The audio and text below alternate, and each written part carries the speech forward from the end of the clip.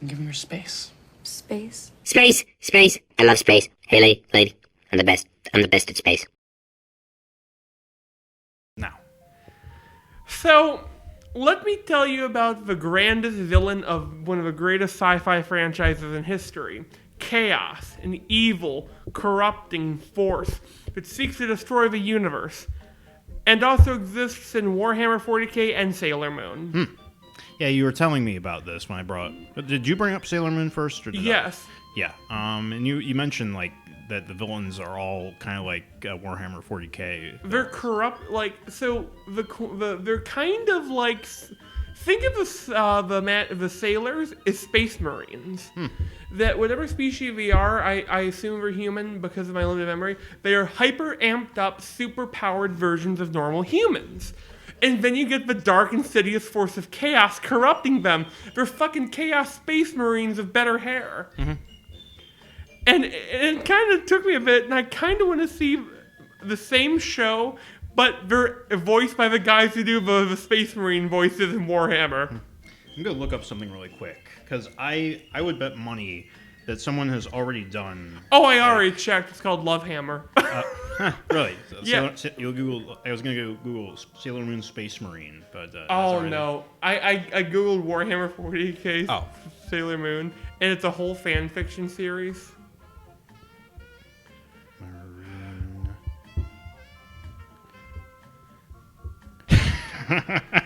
What? This is the first one that came up. Okay, it's fucking amazing. Yeah, it's an amazing in a deviant art kind of way, but yeah, and like which makes it even better. I am his. I mean, it is on deviant art, so. I am his wand. I am the hair that holds up the transformation. This one's kind of cool. She kind of has like a man face though. Yeah, that ain't Warhammer. Warhammer, it's fucking like shoulders for days. This is more like Metroid, I guess. Yeah. Yeah. Remember to put these in the show so we know what we're fucking talking about. Oh, this is a good one. I don't know who this is. It looks like Ganondorf.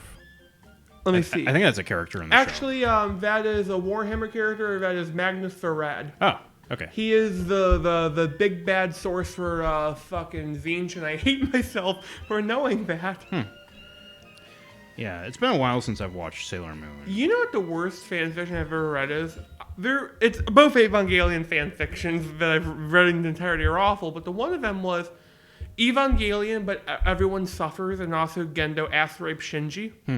The other one, which is even worse, is called Shinji and Warhammer 40k.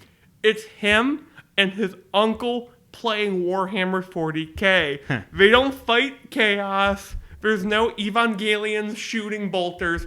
It's Shinji and his off-screen uncle playing Warhammer fucking 40k. It's funny you bring that up because, well, first, that reminds me of this fan fiction. It actually has its own TV tropes page of Evangelion. It's called Nobody Dies. Oh yeah, I heard it's really good. Yeah, that's I mean, it has its own TV tropes guide, so obviously it gains some form of recognition. But on the front page of the TV tropes guide is just an image macro, kind of like the advice dog of Ray doing this, and the caption is "You are gonna get raped" with REIP apostrophe D. So I guess that's a line in the story where she's in that she's like she acts like really crazy and psycho or something. Good. Yeah. Evangelion has the strangest fanfiction community. Yeah. Most of them are literate. I was actually on fanfiction.net last week. Just out of curiosity, I was looking up. I usually go in to see like crossover, or like just to see like how many crossover fan fictions there are with like two different properties. This time I went to go see how much My Hero Academia and Infamous crossovers there were, and there were only 3. Oh, fuck! They could have like Denki's dad. Like, my dad's name is Cole. Yeah, it was just. I think there was like the only one that looked semi competent was this. It was a one shot with Delson in the My Hero Academia universe. Ooh, I like that. Yeah, I always liked Delson better than Cole. Like Cole, I don't know. There was he just didn't like strike the right chord for me. I'm kidding, dude. I'm kidding. I like Cole, but I also played fucking evil Hitler Cole. I played him to the evilest. Yeah. Like, and for him, like, he was just too much of an angry potato, I guess. Yeah. Which was kind of like emblematic of a lot of third-person action heroes at the time. But it's nostalgia for me. Yeah, and they are good games. I like him better in Infamous 2. I want you to play Zeke. I want Zeke to become a conduit. Oh, that'd be interesting. Yeah, like... you remember because I remember when, before Infamous 2 came out, when they first revealed some promo images, they completely redesigned Cole's appearance to where he has hair, and he almost looks... like, I'm going to pull up a picture real quick. I was on the Infamous wiki today. Basically to make sure not ripping this off. But you know what I found out? You know that like Kessler was gonna have a bigger role in the series. Huh. Yeah, that would have been interesting. I like how they brought him up in 2 sort of offhand. Yeah. This is what he was originally going to look. Cole's design in Infamous 2. So I guess they heard like the negative feedback from Infamous 1, and they were initially going. He looks like a completely different person. I like him with the shaved head. Yeah. But at the same time, he kind of looks like a skinhead from the wrong angle. Yeah, I like the. I never really liked the skinhead look. No, I don't like. It depends on the character. Yeah, he looks more like Delzin's older brother. He does. But yeah, I'm sort of mixed on how, like, if whether they went with that design or changed it to be more like the original. They could have it be an Evercold from another timeline. Yeah, that'd be interesting. That'd be fucking amazing if like Infamous 5 was about different timelines. They have like a chronomancer who, I did the universe wrong. Yeah, I was kind of disappointed when like Sucker Punch announced Ghost of Tsushima, that not Sekiro as it's now known. It looks okay. It looks like Batman with samurai stuff in it. Like it looks like an Arkham game because with the stealth takedowns. To be honest, Batman, Arkham, good Arkham Batman, and Samurai. I can see people saying, it's just a watered down Sekiro when it comes out, even if they do end up being 2 completely different games. And then there are people saying, "Oh my God, Sekiro is from Software making Neo." Those are the people who didn't figure out how to fucking deflect like me. That's implying that people care about Neo. Like they're obviously. Neo 2 looks good. I like the character creation, and I don't know why I like Samurai quite a bit, and I don't want to sound like a weeb. I like the aesthetic. Reminds me of the edits of the Last Samurai poster, the Tom Cruise. Oh my God. They changed the title to The First Weeaboo. Also, like, I will fucking admit, Samurai look cool, Knights will fucking win that fight. They'd fucking go, "Hear the fucking trebuchet!" Well, I mean, yeah, like, even the katana, it was made to look cool initially, and, like, a claymore would just, like, slice straight through it. Yeah, if the Knights and the Samurai met, imagine if a Samurai made a Knight's armor. Think of what that would look like. Hey, let's... Oh, that's a fucking interesting idea, actually. You know a game I'm also hesitantly hopeful for? Kind of, I'm excited for this game called Blood... Fuck, it escaped my head. Blood Fuck It, yeah, I've heard of that.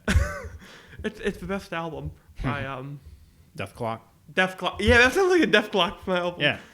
There's this game where you play as basically a vampire. It's a Souls-like game.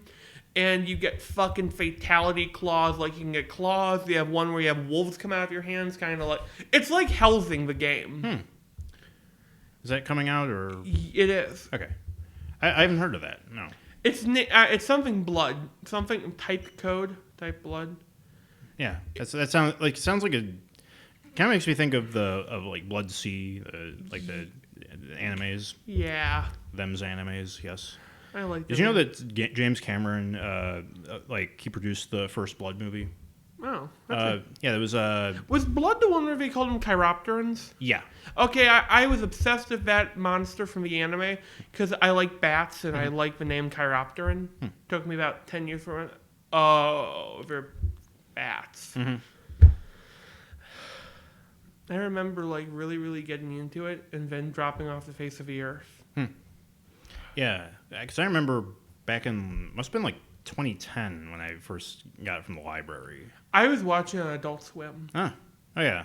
Adult Swim had good anime. Mm-hmm. Yeah, it was actually. I sent you the link to that one YouTube channel. They archived the Toonami bumpers.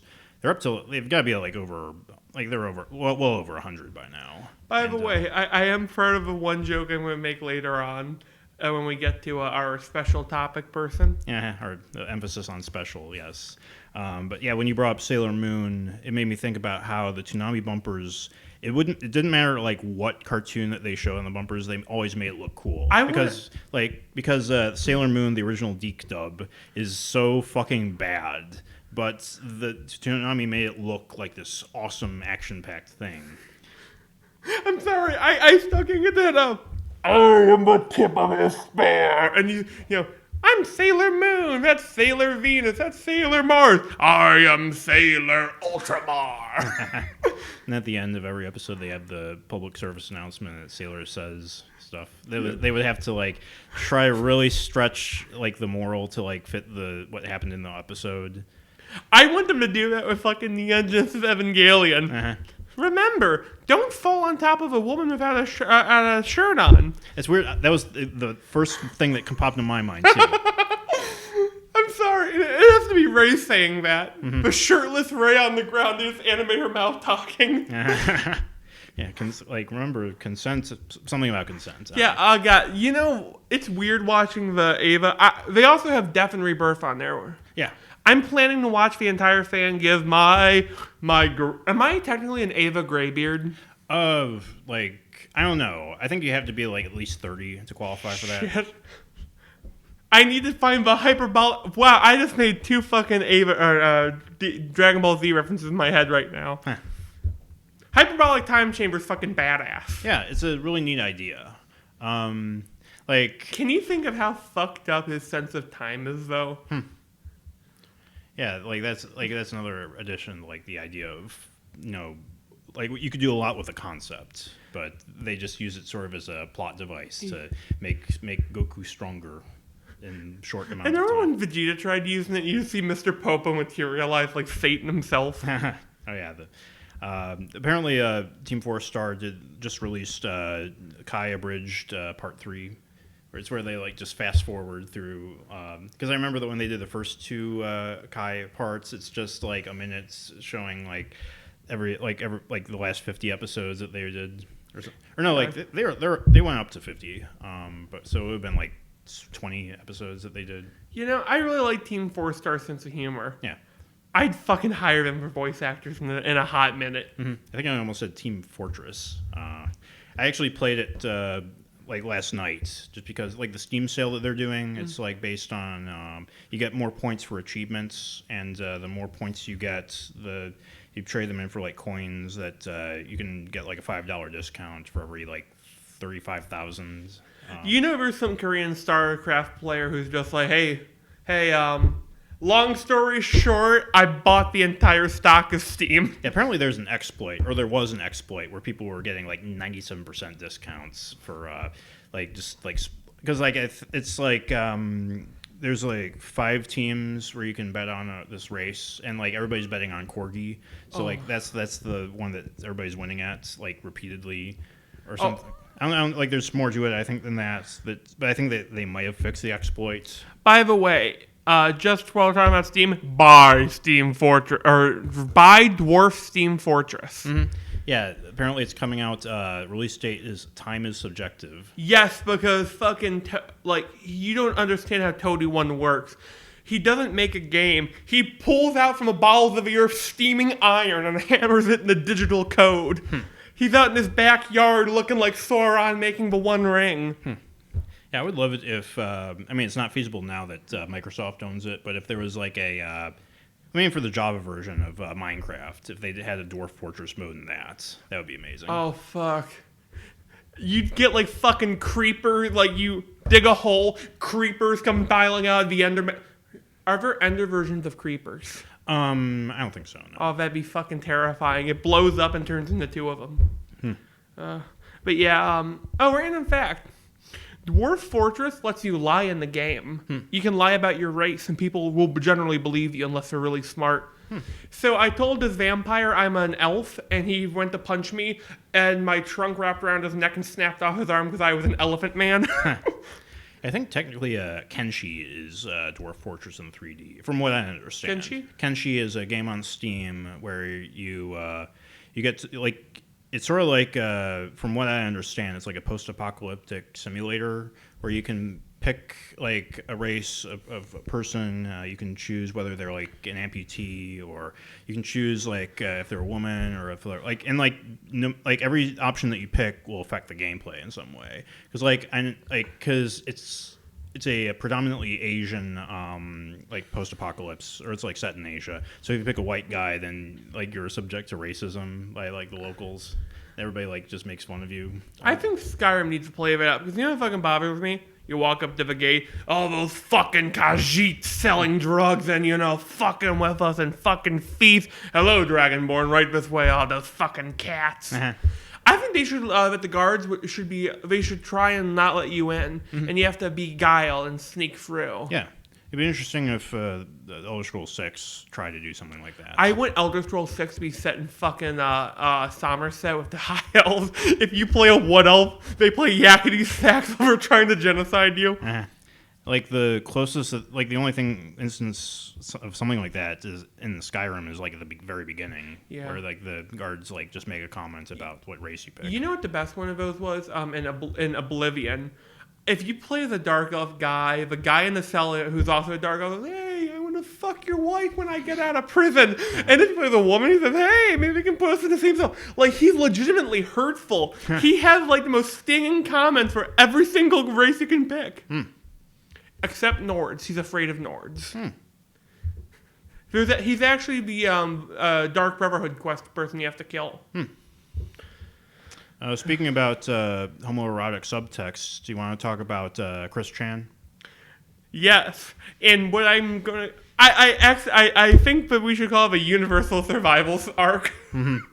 Yeah, like, because I did remember hearing about, I guess he is still going on about the dimensional merge. Yeah, it sounds like a fucking Dragon Ball Z arc. Yeah. I would love it if that actually happened. Like, I think that other Zach said, you know, it would kind of be terrifying if you're a good writer, because then that means that you merge with your the character that you've like written to have like really significant flaws and really interesting like hang-ups, and then suddenly you get like steamrolled by like a god's like a god level OC who's just impervious to everything. Oh, no, what's gonna happen is I'm gonna see that. What if you write multiple characters and they all sort of like rip you apart and so you're consciously every one of your OCs? Or like the opposite, where they all fuse into like a single like person. Do you know what that would look like for me? Half killer whale with horrible superpowers that's also a dinosaur that shoots ice. My first OC ever was Cryodon, who was a Ceratosaurus from the late Jurassic that got frozen in an iceberg and came out a Godzilla monster. I was fucking 12. Can you tell? God. Like, I also hold the credit being one of the worst fanfiction writers to ever live when I wrote fanfiction. Yeah, I was thinking about that earlier, was how I'm not really ashamed of any of the fanfiction I've written. And I think that comes with age. Where I was an 11-year-old writing erotic fiction between Asuka and Kaoru. Yeah. I mean, I was like 17 when I did the same thing. God. Not with those specific characters, but probably with something. Actually, yeah, when I was 17, I just got possessed by this ancient catholic urge to rob that parent. It's the rarest fucking pairing. Do you know why? They never have any scream time. Yeah. God, it would be like fucking shipping Shinji Ikari and that one dude on the bridge who he never even speaks to once in the entire franchise as a whole. Except the game Evangelion 2.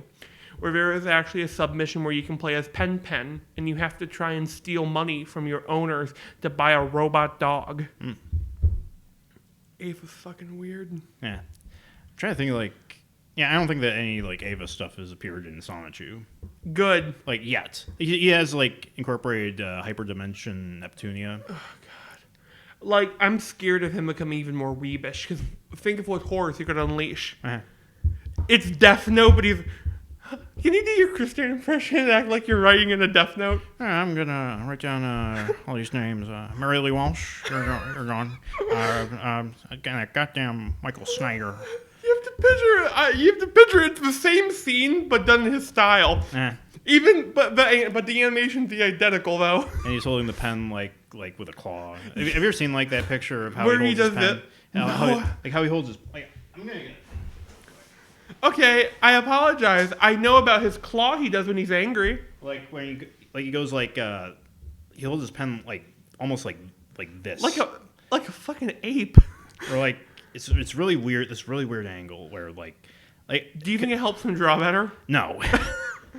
No, I like maybe if he's that used to it, then it probably doesn't matter to him. But I'm having trouble like going Even off this doing from memory. Like because I'm so used to like how I normally hold a pen, the right way to hold a pen, but he does it like with his like index finger wrapped around it at this weird angle. So I don't know. Yeah. Like another thing I mentioned to you was Asperchew. Yeah. I was gonna go back through that because there's this other comic that I'm developing where, and like it's the scene specifically where Sonichu like blows out Chris's kneecaps with a sniper rifle, and he's like going like you're not going to get away this time, you son of a bitch. And it's like I wanted to like make a homage to that in this comic that I'm writing. I think that's a beautiful thing to make an homage to. Yeah. Like I remember, like one of my favorite parts is where the creation of Black Sonichu and Asperger is like just some black guy who just falls into a like vat of cherry cola or something, and then he's like just like, oh, raspberries, dog. Someone should fucking like edit the scene from Batman with Michael Keaton when Joker falls in the pit, but have it be fucking Black Sonichu's creation. God. Oh man. Yeah, there's a lot of similarities between Asperchew and Tails Gets Trolled that I've noticed. What came first? I think Tails Gets Trolled. Asperchew was in 2009. But I don't know. I'll have to research when. I'm gonna look this up real quick. By the way, I noticed if you go on Kiwi Farms, you'll find outlet or you'll find Asperchew's creator hopping around there. Yeah, Alec Benson Leary. Yeah. Let's see. Yeah, Tails Gets Trolled is a classic. Do you think if someone made a Christian movie, people would? Do you think that if they were able to televise it, that people would believe it at first? That he's real, that he's not just this avant-garde art creation? I don't know. Probably. Like it's weird. Also, sorry for ruining thing. Yeah, Tails Gets Trolled came out in 2011, so Asperchew actually predates it. What came first, the Benson or the Tails? Well, now we know. Also, every degenerate ever has drawn Tails at least once. Yeah. Well, I mean, the first thing that comes to mind is Bench Tails. God. I was on Spaghetti Gallery today and I saw that Tails picture. Oh yeah, where he is like his he's like turning into a werewolf or something. Yeah. Oh fuck, that's. And like his toes are poking out of his shoes. You know, that always bugs me that monsters have to break their fucking footwear. I want a scene where you're like, oh shit, it's a full moon, he kicks up. No. He has to be like one of those guys that has like the Air Jordans. He's like, oh fuck, he's kicking his shoes off. Must save my Timbs. God. Oh my god, imagine a hipster werewolf trying to take off his full outfit while he's transforming. God. Werewolves suck. Yeah. I mean, you shouldn't say that to Thomas. Like his versions of werewolves are awesome. Yeah. But I'm talking about the version of it like Lichen Colony werewolves. Yeah, or Howling 2. Oh god. Okay, the Howling 2 is kind of okay as a comedy. Because it has tits in it. You ever seen the JonTron review? That's how I found out about it. It's like, My Sister is a Werewolf is a great title. Yeah, or Werewolf Bitch is also known as. God. Actually, that's a great title. Yeah.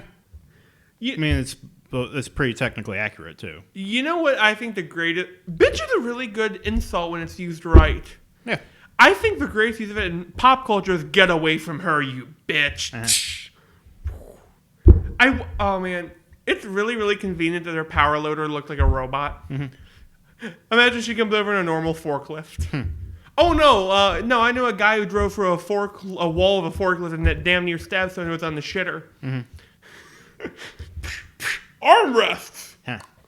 Shenmue. It makes me think of Shenmue. How like in the game you have to be a forklift driver or something. Oh god. Yeah, it's like there's a lot of monotonous stuff in the first game, and I've been debating on whether to get Shenmue 1 and 2 on Steam. It's on sale for like $15 right now. I'd like to do a game where the first 5 major parts are you're cutting up vegetables, you're making a stew, and then part 6 you walk in there and you start beating the guy to death in your basement, like the brass knuckle murdering him, caving his skull, and you walk upstairs, take a shower, and you go back to cutting carrots. Just like on every 7 days, you become a raving psychopath. Huh. It sounds like something that Suda51 would make. Suda51's amazing. Yeah. Remember what's his game? Shadow something? Shadows of the Damned. I always wanted to get into that game. Yeah, me too. It looks questionable in gameplay, but Suda51 and stories about hell. I know that I actually have Killer is Dead in my Steam library. I have it from Humble Bundle. Okay, yeah. Humble Bundle. Yeah. Like that site's great. Oh, I go on there and like, can my computer run this? No. Click. I'll still take it. I know I picked up like a Sony Vegas collection for normally all the software that's in the bundle, it totals for like more than $1,000. I got it for like $20 on Humble. Hey, oh wait, no. You know what pissed me off? ZBrush is now subscription based. God, and yeah, a lot of these programs are going subscription based. I'm hoping that doesn't happen to Clip Studio. Yeah, they were kind of. I don't know if it was them or like I think it's people who mostly use Clip Studio, but they were saying, hey, if you're angry about what Photoshop and Adobe is doing, then come try Clip Studio instead. I was actually using the animation feature in Clip Studio, and I was like doing a little something for Mel Murray, which might come soon, maybe by the end of the summer. Could I share a gag I would do if I wrote Mel Murray? He gets punched in one of his eyes with the paper, and the guy's hand goes through a hole in his face, and he pulls out a bloodied stump, and you just see the paper still covering it. Yeah, I write Mel Murray as an eldritch horror, I think. Yeah, he's kind of like he's more of like a benevolent eldritch horror. He's like Cthulhu's brother who doesn't cause shit as much. He's true neutral is how I would describe him. But yeah, I've been trying to figure out what to do with him. I've got all these different project ideas, and I need to find out which one I'm most committed to. Here's my idea. You take out as many of them as you have, put them on a piece of paper, and flip a coin. And when the coin tells you, I don't want to do this in the air, you shuffle from them until you find what you want to do. Yeah. I mean, that's kind of how I got started on Cat Kid. Is I had Yesterday Kids I was developing, and I had Cat Kid. Well, you have a lot of kids in your head. Yeah, like that's what I was thinking earlier was how... You could call him Cat-alescent. I mean, that is more technically accurate, but not as catchy. I was considering changing the title of the Yesterday Kids to something else while I was developing it. Sort of like how you go from Dragon Ball to Dragon Ball Z, how it would start out kind of comedy-based and then transition towards more action stuff. But that's a long way away. I want to watch the original Dragon Ball. Yeah, the older I get, the more interesting I find the original Dragon Ball. Like, can you imagine? Do you know what I would do? I want you to have like the first episode of Dragon Ball and watch the latest of Dragon Ball Super and see what the fuck happens. God. Yeah, definitely. It's definitely more down to earth in the original. I kind of like that. I mean, I fucking love the Frieza race because I am able to do a decent Frieza from the Golden Dub. Is that Ocean or Gold? The Ocean is the name. Good. I got the voice kind of right. But yeah. What was I going to say? Oh, yeah. I know that on the She-Web Comics Discord, Thomas always, whenever Dragon Ball comes up, he's always keen to shit on it. One thing in particular that he points out is how Goku is actually a lot weaker than the fanboys claim he is. Oh, yeah. But yeah, that's kind of the point, though, to create dramatic tension, is that if he is really the strongest fighter ever and beats all the bad guys, then there's no tension. But the fact is, he gets his ass kicked a lot during Dragon Ball Z. I like that. I like characters who get the shit beat out of them and still win. Another point that Thomas points out is that Goku technically doesn't beat Frieza. Frieza defeats himself Yeah. from like the destructive disc. And like that, like he mentions how, and this is an interesting point that he brought up, is how a lot of villains in Japanese anime, they tend to like fall to their own hubris. Do you think it's a Japanese culture thing? Well, he mentions how that's probably how they view like America with Hiroshima and Nagasaki, where it's like they may have won, but they didn't really win. That's Pokemon Go was revenge for Hiroshima. Yeah. But like, do you know what I fucking love? The fact that he should have like, hey, where's my giant fucking bladed disc coming? Yeah. Imagine if he caught it and he has to get cut in half and he goes, oh nope, no, he gets cut in half and just see two little baby legs. God, he's actually free Frieza standing on the shoulders. Yeah, it was when I was watching the Toonami bumpers on that channel. When like they promoted Outlaw Star heavily, and I remember that was a really good one. That was a really good anime. I have an idea. Do you think you should? So do they ever do? I didn't get a chance to watch them. Memory's failing me. Did they ever like give a narrator to describe what happens? Like this episode on Sailor Moon, she fights chaos. I think it was only for Dragon Ball Z. I see. That was Kylie Bear doing the narration. He was like, I remember he did a video with the Nostalgia Critic where he was like parodying that. He was doing the voice. But wasn't he on the shitter at the end? No, they were in his bedroom, and like Nostalgia Critic ends up like strangling him, and then but like it was interesting because I met Kylie Bear. I think it was OhioCon 2016, and I brought that up, and he said that was actually at the same convention center we were at that year. Oh wow! So it was at the Hyatt in Columbus. So I thought that was really interesting. Oh, could I share a quick thing? I think you should try and pitch your creations like how Toonami would pitch them. Mm-hmm. Yeah. I don't know exactly how like Toonami pitches their shows. Oh, I mean like how you think they would describe them is how you should describe your work. Yeah. Yeah, that makes Either sense. that or describe it like how your friend in the fourth grade would describe it to you, and he's super excited. Yeah. Well, I know that they always say in the whenever we go to those publishing seminars, like the elevator pitch, how you gotta like try and figure out how to describe your story or your series in like 10 words or less, and then you get into like the gritty details. Good. Because like the worst thing you can do when somebody asks like what's your story about, the worst thing you can say is, well, it's about a lot of things. God. Because then it's like, okay, pick one and like get the point across real quick. You know what I like? Something that is multi-genre that isn't described by some of its parts. Mm-hmm. So it's a Western meets comedy with romance and horror elements. I would say it's a Western comedy, but you write the fucking horror comedy details. I mean, you think about how you describe Evangelion in 10 words or less. It's like, a boy is forced to pilot a mech to defend Earth. Freud wrote an anime.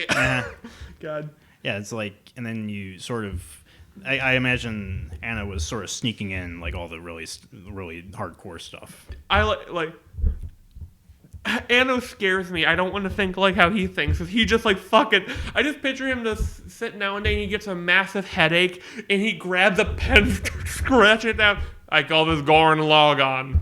I call this Shin Godzilla. I call this Evangelion. Did he work on Gurren Lagann? I don't know. I don't think he did. I know it's Gainax though. Yeah. Gurren Lagann is probably my favorite anime. My favorite is actually Acel World. Have you ever heard of it? That's the one. That's the mech one where they're on surfboards. Picture Sword Art Online, but without the retard.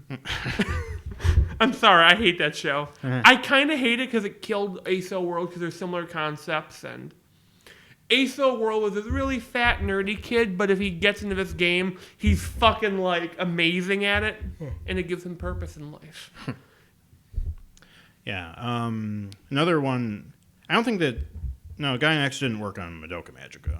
That was Is that the one that starts out like Magical Girl and fucking descends into chaos? Yeah. That's like because when I was thinking about Sailor Moon, I always like because it's also a Magical Girl series, but Madoka Magica is also I stand by it because like a lot of people seem to not like it, but I really like Madoka Magica. You know what really fucking bugs me that way? Reviews.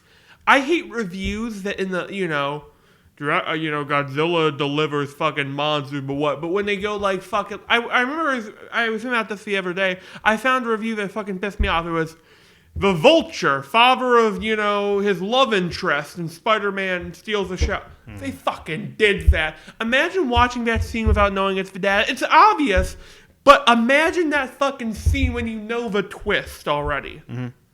Fucking irritates me. It's called, wasn't it like Geeky Mommy Reviews or something like that? That sounds like a porno. Yeah. God. I remember I actually predicted that twist like the second before it happened. But like, did you picture like? Well, I thought I was like, he's going to be behind the door, but I thought that he was going to like have like kidnapped the love interest. What if it was Stanley? I was actually watching. Far From Home is out right now. We're both going to go watch it pretty soon. I heard it's really good, so I'm looking forward to it, actually. But I actually watched Spider-Man 2 last night again, and it holds up. I think it holds up. I think it's the best superhero movie ever made. Yeah, I mean, there's some goofy parts to it, but I think that it works in favor of the story. It's a comic book movie. That is probably why if I was in the choice of mad scientist or superhero, I'm picking mad scientist. I mean, of course, I'll probably be killed by my creation. But remember when Doc Ock walks in there and you hear that like the trumpet, the bum bum, and the line of the arms. That's fucking great. Or when he walks in there dressed like a 30s mobster. God. Yeah, like he has his own theme song. Kind of reminds me of, I can't remember the title of it, but it's the one that goes dun dun dun dun dun dun dun dun dun dun. Yeah. That one. I like to imagine there's like an arm playing a trumpet in the background. Yeah. But they gave the arms a personality. Each of the heads had their own little purpose. Yeah. I don't know if they had their own own distinct personality. If you watched the upper right one was the one that always fed him, petted him, and took care of him. Stuff like that. Yeah.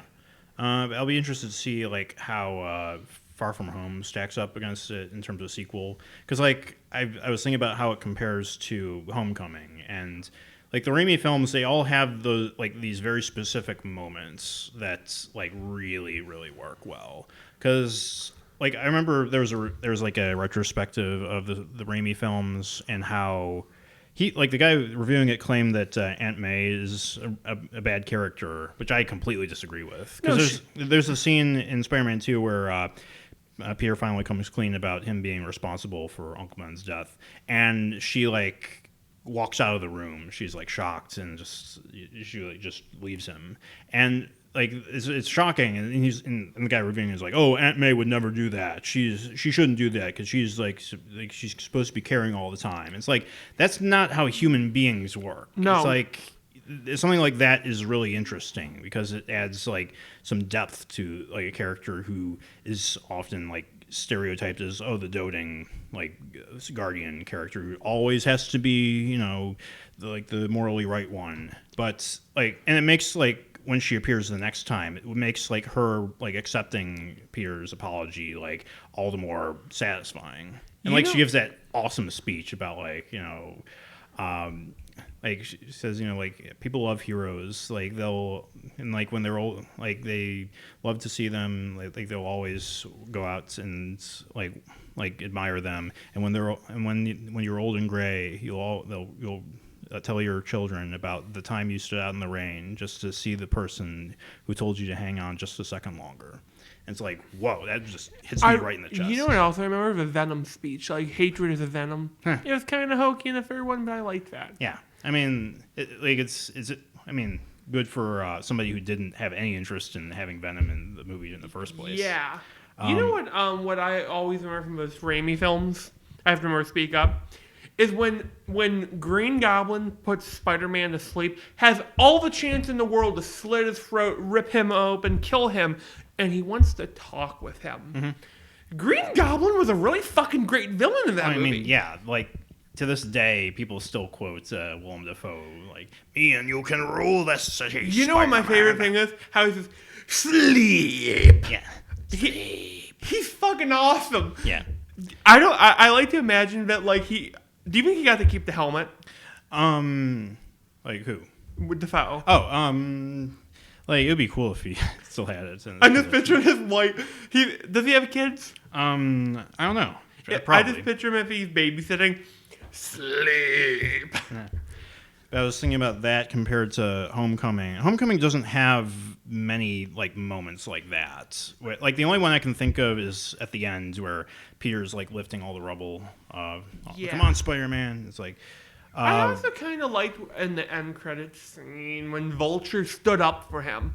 Yeah. And Vulture did the fucking I don't know and left. Yeah, but it all feels just kind of like corporate mandates, like saying, oh, you can be just this crazy, but you can't go over this line. And then like you compare that to Sam Raimi, who just like puts like an entire Evil Dead sequence in the middle of Spider-Man 2, where Doc Ock's tentacles like kill all the doctors. God, and like there's also like that scene where. It's right before the train scene, I think, where the landlord's daughter just serves him a piece of cake with some milk, and like you expect her to give him a speech or like for him to like sort of like have this dialogue with her, but it's just like this quiet scene where she just like offers him a piece of cake, and then it ends.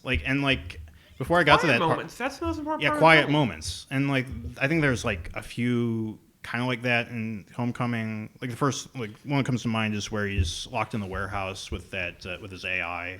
But that's still not that like what I think of as a quiet moment. You know what I think they should have? Sam Raimi direct the third Spider-Man movie. I would fucking kill for that, to be honest. Yeah. If he'd be interested. Probably not. I think he's moved on since then.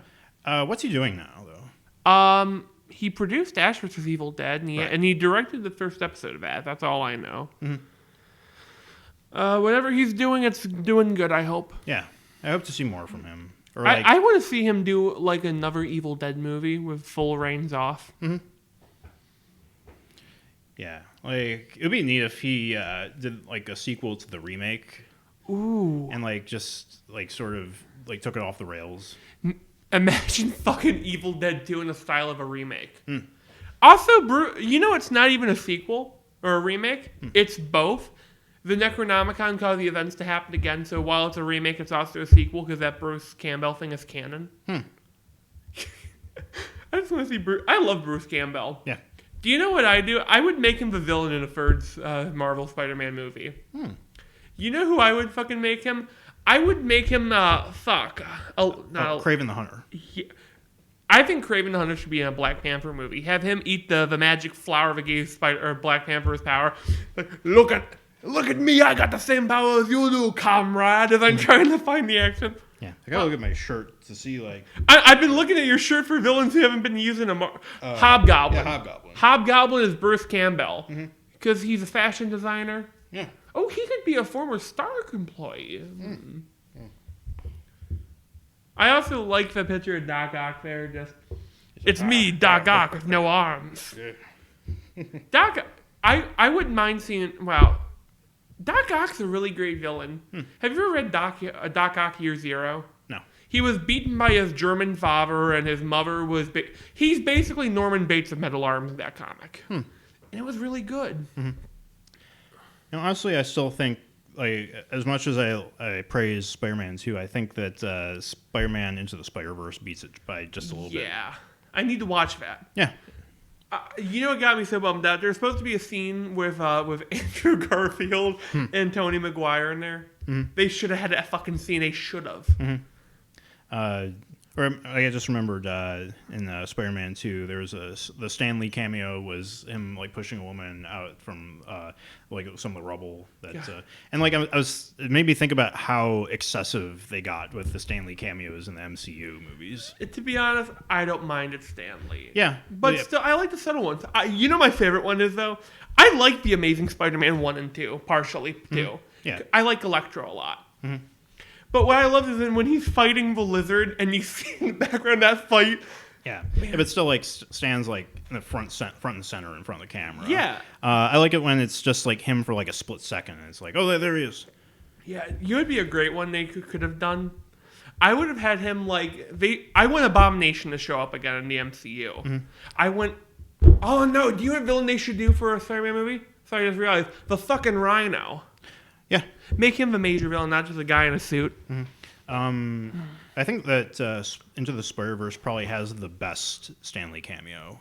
Like, I'm not going to spoil what it is, but it's probably the perfect send-off to him. Man. And it was actually before, like, a year or so before he died. I mean, no, it was like half a year, probably. Your shirt's bugging me because, like, when did Venom ever have eyes? Yeah. I think it would have been cool if, like, Venom had the thing like those, but you could see through the white spots on him. I remember there was a Spider-Man drawing by Humberto Ramos and Spider-Man had like really small eyes, kind of like almost like Deadpool eyes. Ooh. But I can't remember because I think that's like an imitation Spider-Man or something in the comics. If I remember, I probably don't remember correctly at all. But it always looked really weird. He has like really tiny eyes. The thing about Spider-Man that I realized is that he has the most iconic costume in Marvel. Mm-hmm. Excuse me, sorry. If you take off, like, the symbiote suit's a perfect example of that. I'm going to look this up real quick.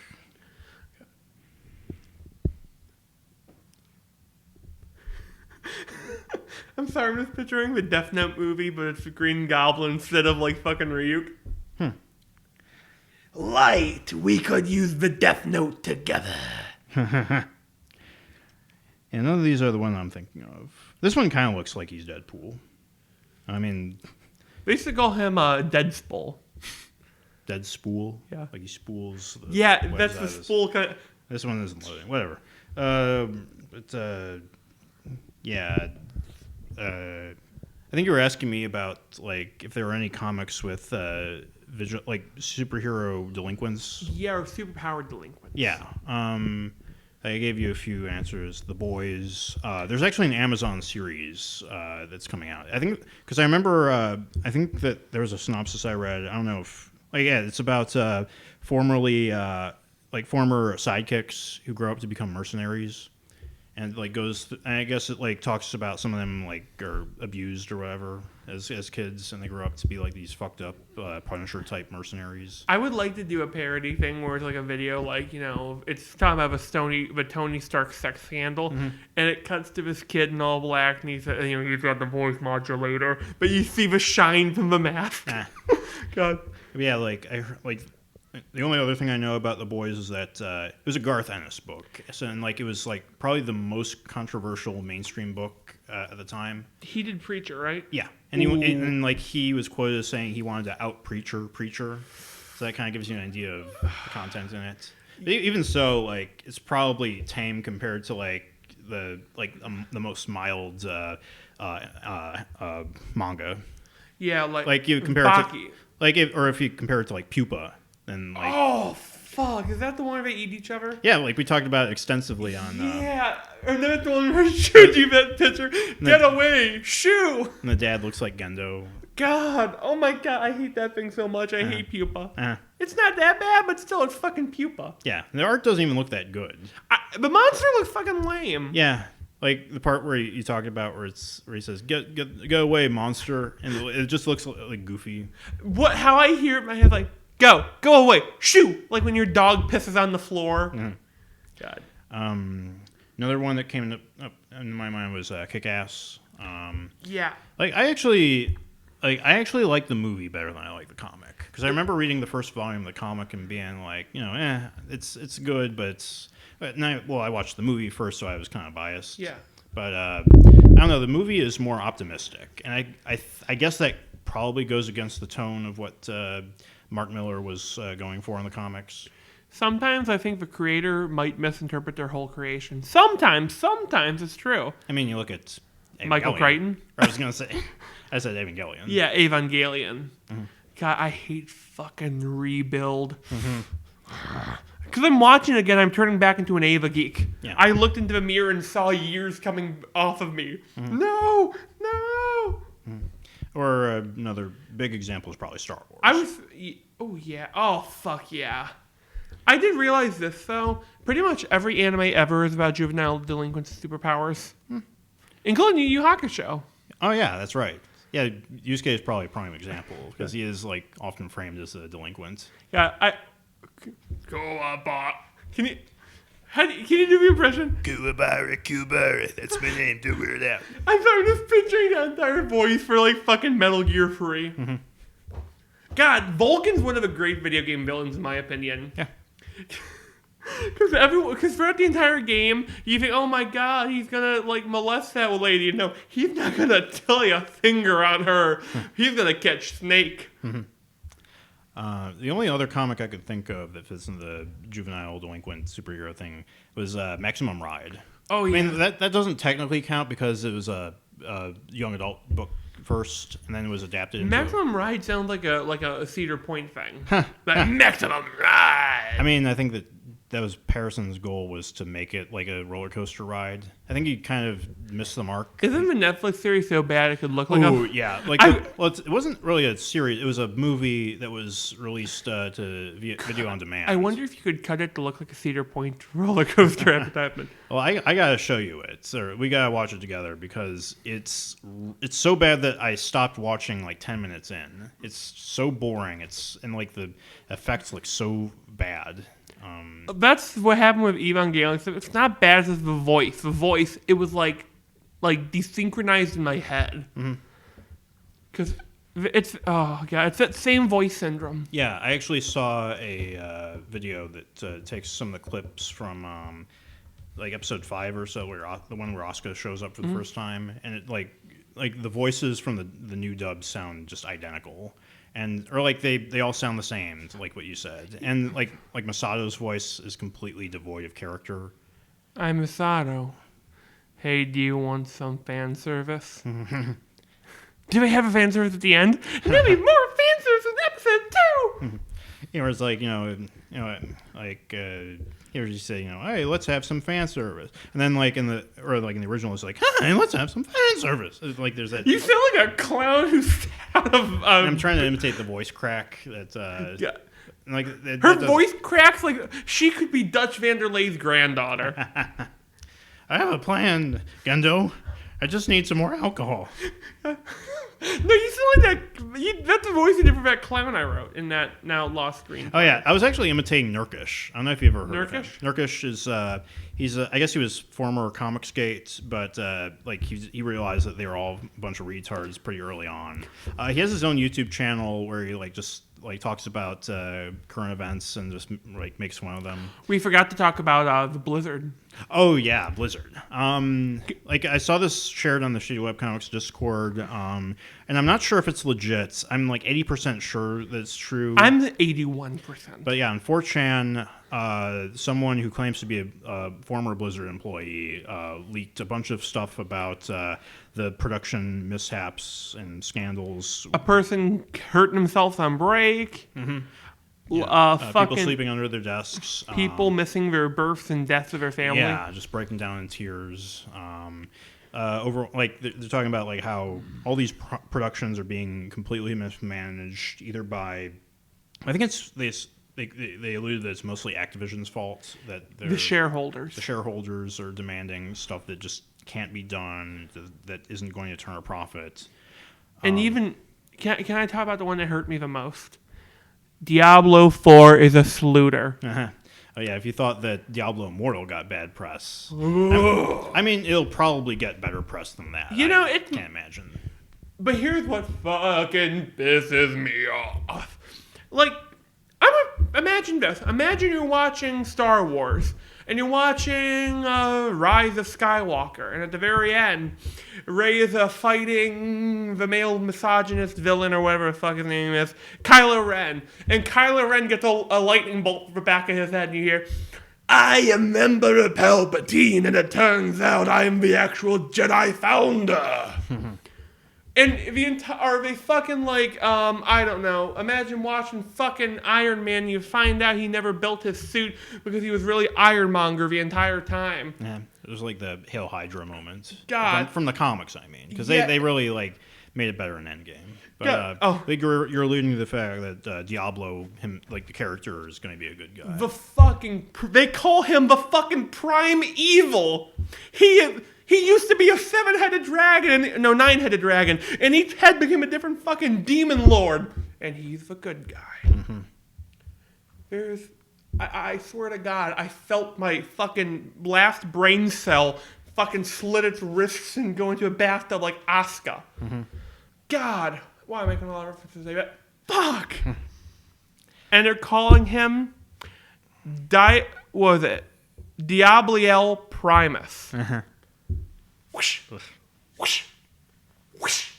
Like I mentioned to you, I've never played a Diablo game, but I'm like angry for you. God. You know what else is also Overwatch 2? Mm-hmm. I want you to talk about this one. Yeah, like I mean, I skimmed it before I got here, but apparently it's going to be a different type of. It's not going to be like team. It's going to be team based, but it's going to be structured like basically copy pasted like the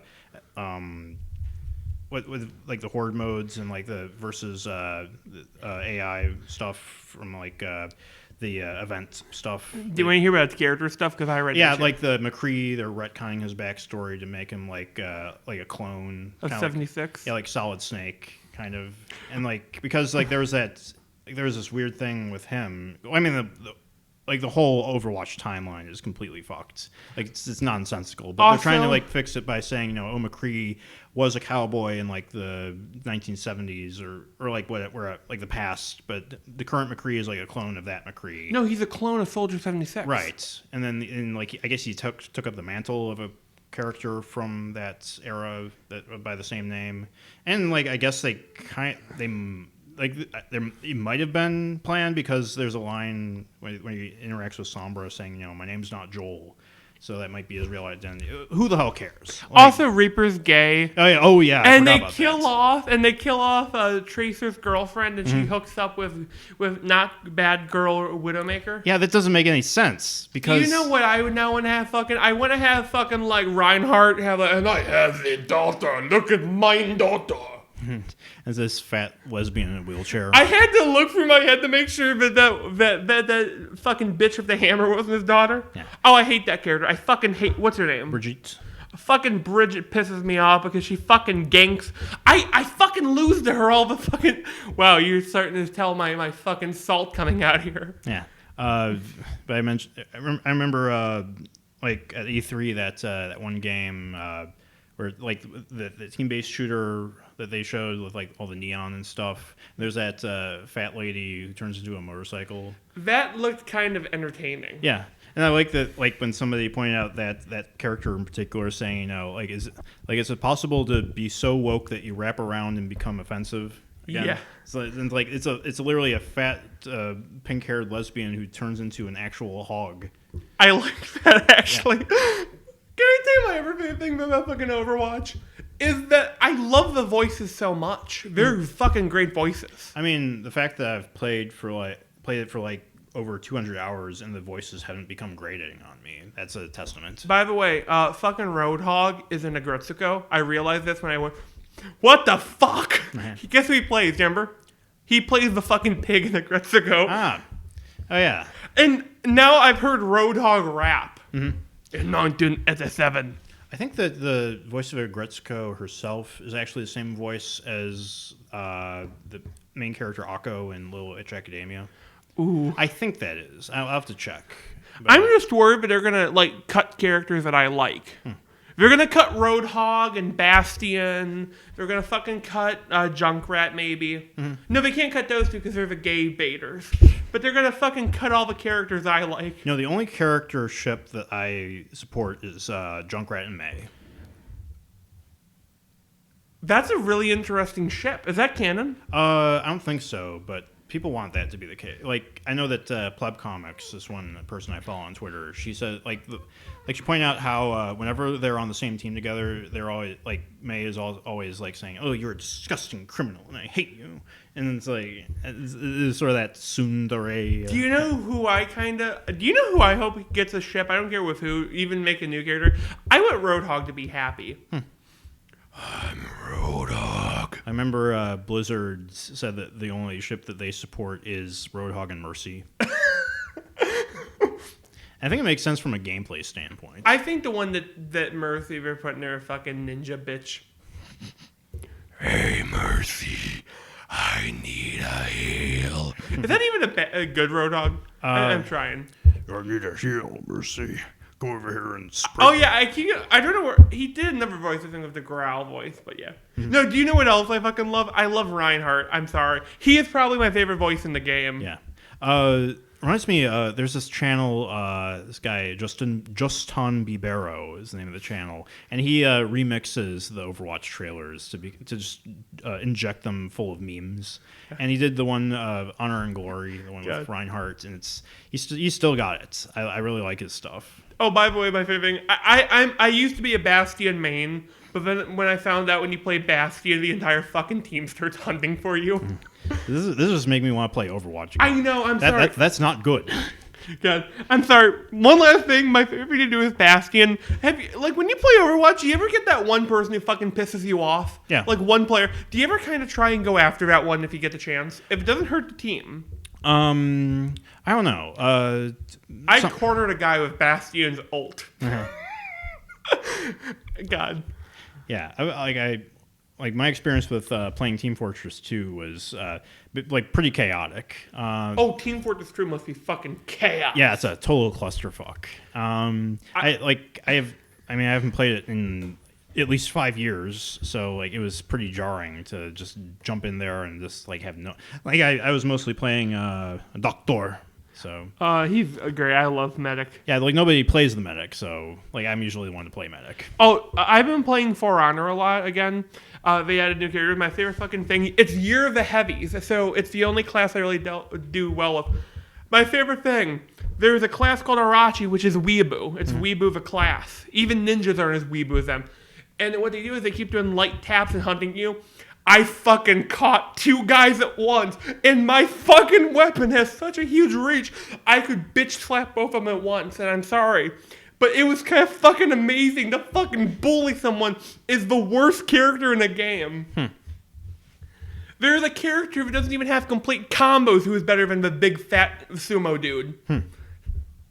I'm trying to think. Is there anything we haven't talked about before? Music?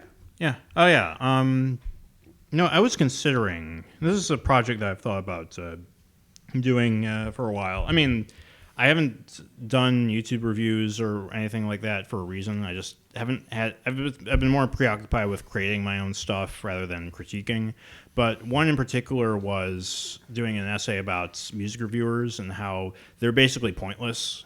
You can't really if a music reviewer doesn't like something or even an entire genre that you like, then they're the chances are they're going to talk more about that genre than anything else. Buckley. Oh yeah, Joseph Buckley. The first one I think of is Anthony Fantano. He's more into the indie scene, and I'm just not at all. I've been listening to his stuff. I kind of like his reviews. I don't listen to the music. I just like how he talks. Yeah, but I just have no interest in the music that he talks about. And I think the only band that I've bothered with, or the only artist I've bothered with listening to that he recommended was Ariel Pink. And it's a musician I wouldn't normally seek out and would probably actively avoid because I don't listen to pop music. But this is a good kind of pop. It's kind of it's more David Bowie than Katy Perry. So, interesting little horror story here. There's a band called Hailstorm. Ever heard of them? With Lizzie Hale? No. I found out because the review, they fucking trash. And I'm like, yeah, they suck. And I kept listening to the review because I couldn't figure out why. It's because I fucking dug their music. Mm-hmm. God. My issue is that I don't think you can actually quantify music as good or bad because you're going to listen to a and the guy goes, wow, that gets me deep down. Yeah, exactly. That's the thing is that a person you take 2 random people, one person's favorite band is going to be that other person's least favorites.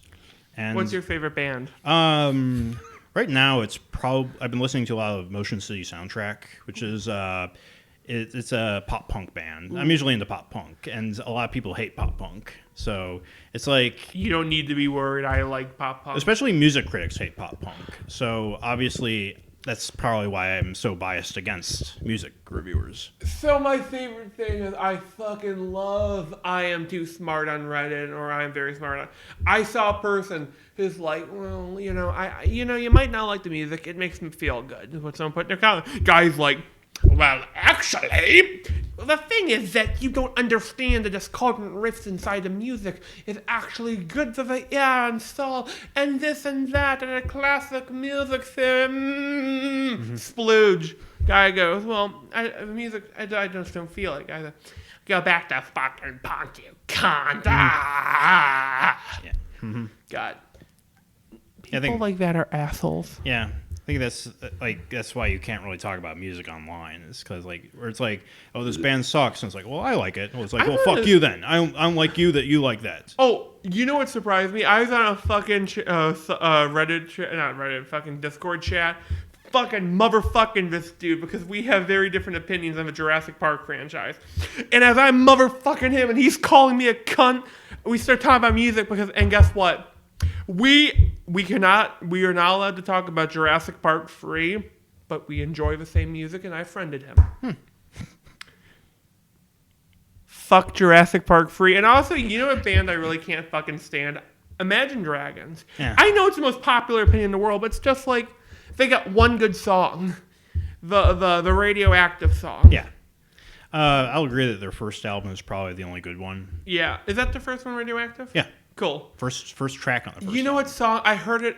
Did I tell you that I finally heard that Thunder song at Walmart? Walmart. The other time I worked there, last day I worked there, fucking Imagine Dragons had a radio hour block on the shift I worked. And when you're out watering plants, there's a fucking radio on both sides, so I had to fucking listen to them while watering plants in the hot sun. I was gonna say like having your music featured in the background of a Walmart or a restaurant is probably like a sign that like your music sucks. But then I remember that I still like Coldplay. So yeah. Oh my god. Oh no, I want to mention my other favorite thing. Do you know what I think is the best best album I've ever heard in anything related to a video game? Fucking Metal Gear Rising's track. I went through every fucking track there. Not a single one sucks. Oh yeah. Like, Metal Gear Rising has great music. I also really like the soundtrack to the first Ape Escape game. Ooh. It was actually made by a techno producer. So, Devil May Cry 5? Oh, I'm sorry. DMC 5 has fucking great music. Everyone talks about how Devil Trigger slaps. You know what I love, though, is a V song, Crimson Cloud. Yeah. If you have to ask, you've already hit triple S. It was like, Devils on the tree. I even like Dante's song. That's not the kind of metal I usually like. Yeah, that was a good one. What I want to do, I want to mod the game to put in fucking, I don't know. I might have to fucking learn a mod PS4. I want to hear Red Sun over paradise. I want to get into that 4chan thing, or like these things. God. I'm fucking invincible, Jack! God. See, bald characters have a certain personality, if you really think about it. Like, fucking Sundowner. God. Yeah. Good old days. Yeah, I was going to think, like, I kind of realized that, like, the later day GTA games, like 4 and 5, they sort of pale comparison to the soundtrack of the Saints Row series. Ooh, yeah. Like, because I've actually never played a Saints Row game. Huh. Actually, no, I played Bat Out of Hell. Gat Out of Hell. Yeah.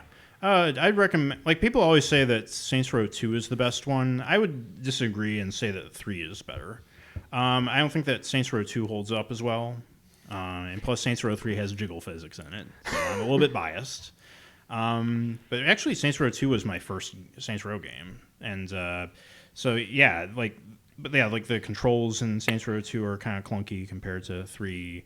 And it's funny that because I immediately think of when comparing it to the GTA games, how 4 and 5 just have terrible physics engine, like with controlling your character, and Red Dead also, like how Red Dead 2? Red Dead 2. It's like I argue Red Dead 2 if you look at how fucking big Arthur Morgan is, Yeah, that's still no excuse to have like a poorly controlling character. yeah, Because like you could make the same argument about why doesn't Roadhog just like walk at like 2 miles? he's an hour? Australian.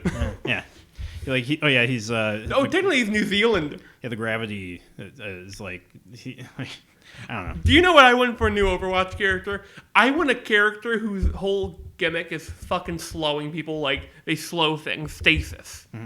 No, you're going to get a transsexual, asexual. Make them an asexual. Oh my, no, I want another robot. I want another Zenyatta style robot. It's all about fucking stasis. Like, fucking slow your shit. Oh, no, we have to talk about slow your shit. And if Blizzard's listening to this, then like just letting you know that they don't give a shit about your opinions and they hope that you die. Yeah, like they hate Overwatch fans, right? yeah. Like, hold on. Let me look at this, fellow Blizzard executive. They want a new character that does not shoot. Fuck you. You know who else hates their fans? Who? Pokemon. Fuck. Because I know that there was that regional Pokedex petition. And did you hear what Nintendo said? Yeah. They did you know that Bugs Bunny meme, but no. No. That's how I always read it. Yeah, that's what they fucking said to the fans. And do you know? Here's the thing. I have come to accept it. Do you know why? I am going to sound like a shill for Pokemon. If we have the same fucking Pokemon every fucking gen, nothing changes in competitive. I mean, at the very least, I wish that they would like mix up their formula. Like Maybe this will be the first game without Charizard or Bulbasaur and Squirtle. or like just change up the gameplay and make it like an action RPG. Oh my! I want that. I want you to be fucking able. I want you to control your kind of like Pokken Tournament and control them live.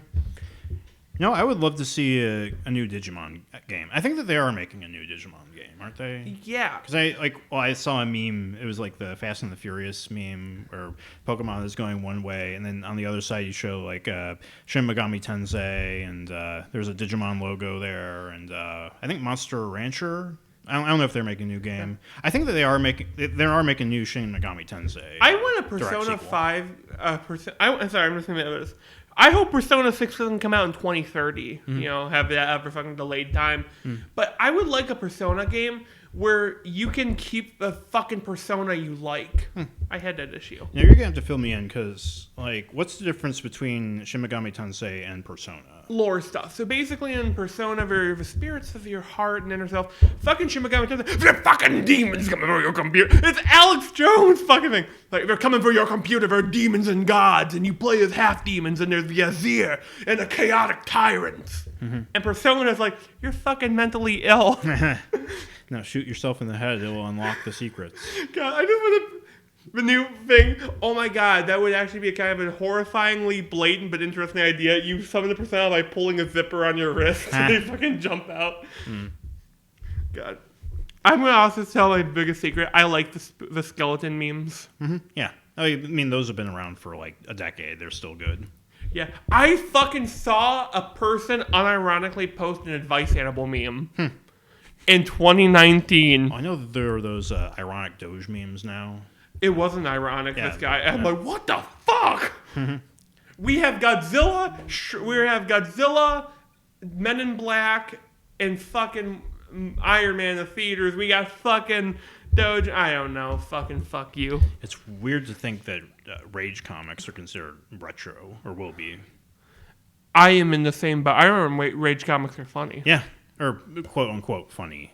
I think that young people have brain damage for a while. Yeah. Well, I remember or I was watching a retrospective on Spoonie. It was Frederick Knudsen. I don't know. I keep reading his last name is Knudsen, which kind of makes sense for like the Down the Rabbit Hole series. Oh yeah. But yeah, like I think in the comments they were talking about how like Spoonie and that guy with the glasses, that the early sense of humor in the mid to late 2000s hasn't aged well because a lot of it was just gay jokes and fart jokes. And I have a question for you. Is there a game that you want to see a sequel to? Ooh, I finally got an answer for you. Phantasmagoria. Yeah. And I want it to be fucking FMV again. Have you seen Phantasmagoria? Yeah, I have. Yeah, it's good. For me, my dream sequel would be a Infamous sequel. We know that's coming. Sucker Punch hinted something that Cole McGrath is still alive. Yeah, I mean that's kind of a given. Like, because I remember the good ending to Infamous 2. I think that there's like a lightning bolt in the shape of a question mark. So, yeah. I mean it's Zeke. Yeah. Zeke has now got his powers. Or there was like a mission in like the special edition of Second Son where you like directly contact Zeke, and he sort of alludes to that. Or like they sort of like try to like that. It always bothered me with how they try to retcon like how all the conduits aren't actually dead. It's like they just most of them, and like or no, I don't know, because I think that's it, but like they don't ever really directly explain what happened, because I think that it would have been just like it frustrates me because it's such an easy thing to like explain away. It was government propaganda, or even like saying it was all the conduits who were already active. Yeah, and that like the RFI, the ray field inhibitor, activated the dormant conduits. Hey, fuck, how do we get rid of these people? We keep flipping switches. I want to see the fucking thing about the guy whose job was flipping switch that fucking made them. Mm-hmm. And then he unflips the switch and new ones show up. Uh-huh. Strobe it, we'll find them all. Mm-hmm. I'm trying to think of a game that... crossover idea. Infamous and Prototype. I don't know. That seems kind of obvious. Yeah. Crossover... Prototype and Resident Evil. It's Resident Evil story, Prototype gameplay. I could see that more than... You play as a Wesker-style person. Mm-hmm. Global saturation. Wesker, like, my sister found him weird. We used to play Resident Evil 5 together, and she found Wesker strangely hot. How he died. Ouroboros. Man, remember when they had the boulder punch machine? No one's put me and my meat to that one to me yet. I have to now. Mm-hmm. I hold one record. I am the first person to make a Mothra lamp meme immediately after the trailer dropped and King of the Monsters with Mothra flying into the sun. No, I would actually like to see an Ape Escape sequel. Ooh. Especially like the... Because I remember there was a game that never got localized. It was Ape Escape Million Monkeys for the PS2. And I remember waiting for it to come overseas, and it never did. And I think there was like a ROM hack, or they released the ROM online, so like you could actually download it. Or maybe it was like some people like had like a region unlocked, or they had like a PAL PS2 or whatever to play it on. A secondary question: what is the game you want localized that is not mother free? Like probably that one. Can I mention the dumb one I have? There is a game called Mushi King. It's a Japanese game. It's fucking you have cards, but it's rock paper scissors, but beetles fighting ever. It's not like biting. It's like the fucking like one of them. I got on my phone, but because I didn't have the fucking cards and it was weird ROM. Mm-hmm. Guess what the fucking Hercules beetle does? He throws you into the air in a backflip and boulder bashes you in the air and then grabs you and head slams your beetle into the ground while making elephant noises. Mm. We are running a little long, but there's one more thing I want to talk about. Oh, yeah. Sorry. On a whim, I just looked up... you remember Watamote? Yeah. Apparently the manga is still ongoing, even though the anime was... I remember the Vibrator episode. Yeah, that's the one. That's the one I always think of for obvious reasons. But it's also the only time we see her dad, I think. Yeah. There's my daughter masturbating on the floor again. It seems like such a dad thing to do, too. God, I'm not even gonna lie. I am horrified at the concept of having a daughter or a son. Yeah, I mean that's I mean, you're what, 20? Yeah. So, but like the part that I got to read up to is she's in high school, and she's being pressured to make friends. But like, there's this part where she's in the bathroom and she overhears some girls talking about like how this girl has never seen a dick before. I bet she doesn't have a boyfriend. I bet she doesn't even know what a guy's dick looks like. So it's like she does is she goes back to class and she looks up pictures of what a guy's dick looks like on her phone. She drops her phone, kicks it across the room. The teacher picks it up. He's like, "Who's been looking at dicks?" not exactly like that, but you know. God, if there's a movie, he has to be played by Cameron Mitchell. Well, can't because he's dead. Or is he? Yeah, with CGI, anything's possible. God. But yeah, like I'm still gonna be reading that manga. Yeah, I need to read it again. Like it's a rough read if you're not used to cringe comedy. Oh, I remember when I watch a fucking anime and me and everyone's like, hey, is someone filming us in real life? And my response was, no, I'm not a Japanese girl who masturbates with a vibrator on Christmas Eve. Go the fuck to sleep, it's 4 a.m. Mm-hmm. It's kind of a pet peeve of mine is if you're reading a comic and a character says, oh, this is just like in a comic. Like there's something like that happens in My Hero Academia when All Might wins his fight against. I am considering making a joke like that in my comic Orca, yeah, and I am deathly afraid of it. Yeah, but like the part where All Might punches the Doomsday character out of the stadium, and Deku's like, "Well, this is like something out of a superhero comic." Wink, wink. And no, what if someone said like they're fucking based on real stories? You fucking nerd, bitch. Yeah.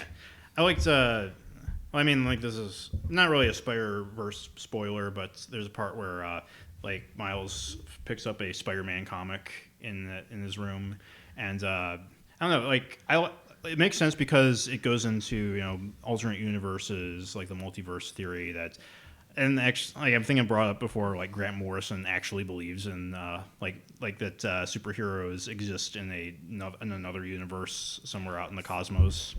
Christian is walking down the street and he gets pulled into a black van and knocked out with a drug. Mm-hmm. He wakes up in a dark room. In front of him is Grant Morrison. Mm-hmm.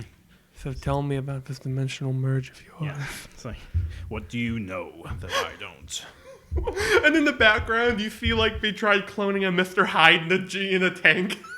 No, that's Alan Moore. Oh, no. Oh, fuck. I get those two mixed up sometimes. Uh-huh. I get mixed up because I see their work is somewhat similar. Yeah. Like I know they fucking hate each other. I'm picturing them like fused together as Grantland Morrison. I'm stealing the name Grantland now. Yeah. But, yeah, like I know what you're talking about, that like Alan Moore thinks that Grant Morrison steals all of his ideas, which I guess technically some of the comics that Grant Morrison released around the same time as Alan Moore are kind of similar in theme or tone or like concept. I don't know. I don't know if I buy into it. You know, it's the fucking like, why are you copying my idea, you geneticist? I mean, if that's the case, then what does that make Gerard Way? Oh my. Because well, I mean, Gerard Way was sort of tutored under Grant Morrison, from what I understand. I just picture these guys as like real supervillain heroes. I mean, they do act like it, yeah. Like if you ever seen like pictures of Grant Morrison or Gerard Way, then Grant Morrison wrote Metropolitan, right? Transmetropolitan. No, that's Alan Moore. No, that's not Alan Moore either. That's Warren Ellis.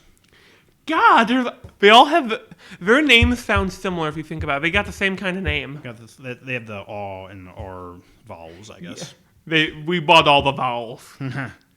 Well, I think that we're ready to wrap it up.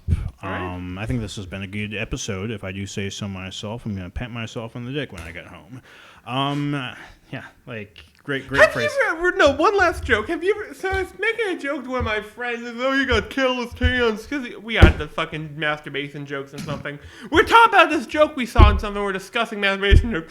You know the scene from a Neverending Story? These are strong hands. Mm-hmm. I want to make a joke out of that. I need to figure out how. I think Robot Chicken did something like that already, though. So, yeah, like. Well, I guess ending on that note, I've been Tony. I've been Zach. And this has been The Monkey Bar.